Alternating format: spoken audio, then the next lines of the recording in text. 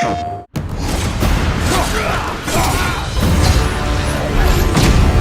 a combat perspective, I always, and I still feel like the meat and potatoes of any God of War game is combat.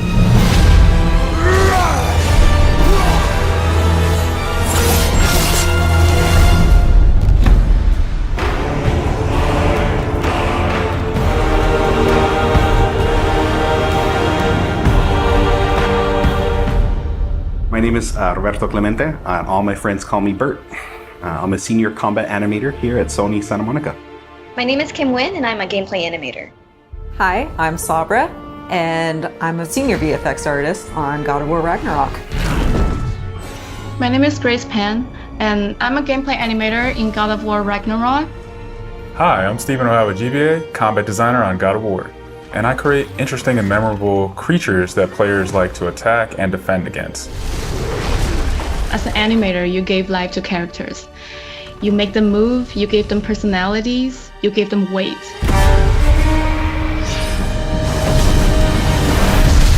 My role as a VFX artist is to put the power behind a move. You are in control of fire and earth and water and wind. Whether you are throwing your axe or on the receiving end of an enemy spell, VFX is what really gives the movement and the danger to every move that a character or enemy makes.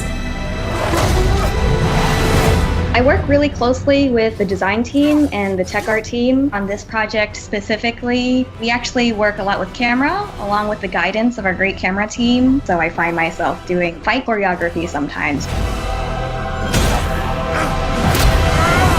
One of the most challenging parts about being a combat designer isn't the technical implementation of creating a creature, but it's really navigating that line between frustrating and engaging. We want to make something that makes players lean forward and focus and really try hard against that enemy and feel good about overcoming that, but we don't want to make them feel defeated if they can't figure something out. And then it feels rewarding when you win, not because it was impossible, but because it was fun and engaging. After the last game, we've heard the community cry out for more mini-bosses, bigger creatures, and enemy variety, and this time we really leaned into that. So in God of War Ragnarok, you're going to be traveling to all 9 realms, and each realm is going to have like its own theme of enemies that are very unique to that space. For example, in Alfheim, we're familiar with the Dark Elves, but this time around we're going to be fighting Light Elves, such as the Light Elf Warrior. One of the key learnings from the last God of War game is we don't have to think about the camera and how close combat is going to feel. We already have that knowledge, so we can build upon the close camera that we have, and we can iterate on enemies, creating more interesting scenarios. In the last game, Atreus was just starting to fight alongside Kratos, and he was learning from the master tactician. So in this game, he's trying to prove himself a little bit more, and we built upon those mechanics with him. The previous God of War, Atreus was still a kid, right? So he has a lot of dependency on his father. And for this game, you will see Atreus moving more independently on his own as a companion.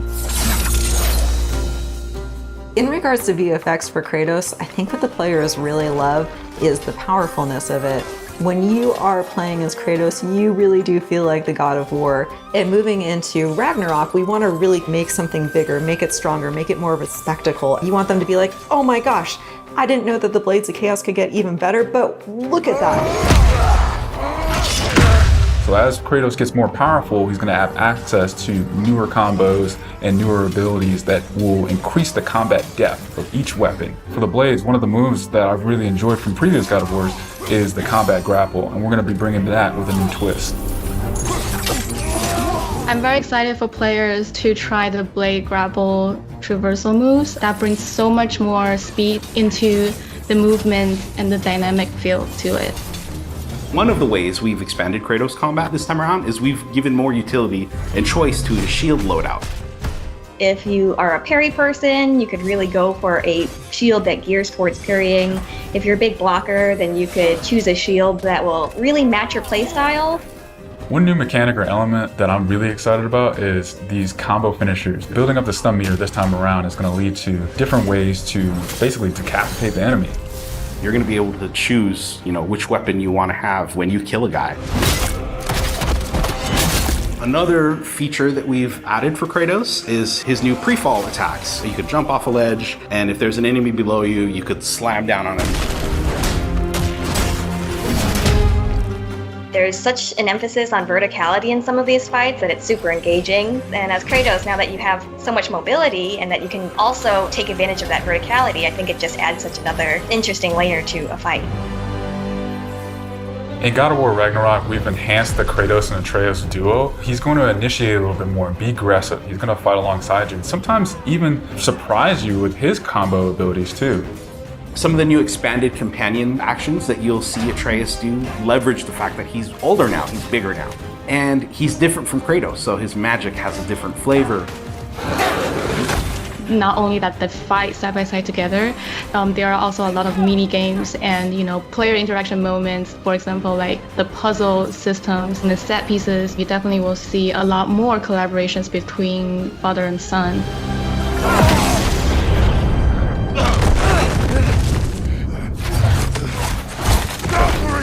Odin must have sent them! There's so much that goes into building a big set piece. You basically iterate and iterate and iterate, and it takes testing and just seeing what works to really figure out the personality of something. Basically, every department gives it their all to make things really spectacular. There were a lot of different times that I would look back at God of War games just through the ages before 2018. There were so many amazing, huge boss fights and set pieces that it was a huge inspiration for me on my time on this project. For the old father! Our design philosophy for creating new and memorable enemies is basically making them a combat puzzle, similar to like chess, and focusing on the chess pieces. Each piece has its own theme and its own use. You need to be able to see what's happening in an instant and be able to react as the player. There's a couple of different ways that we go into making an attack very readable for the player. Sometimes we add a signature audio cue, or we'll add the different rings, such as what we did in the last game, that lets you know that this attack is unblockable, you need to dodge it. There's so many different ways that VFX really helps not just show what an enemy is about to do, but show who the enemy really is.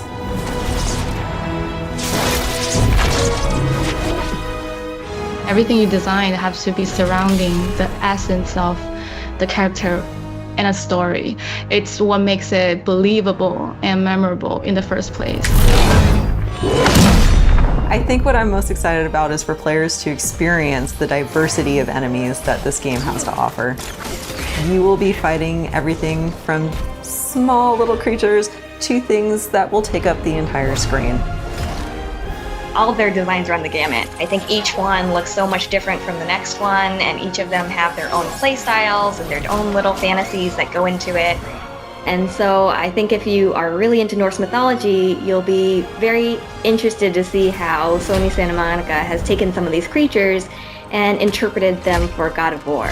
Everything that goes into the game, there's emotion behind it and intent behind it, and by the time it gets to you, everything that you've seen that you're gonna play and experience has been sweated over, bled over, tested, and is fun to play.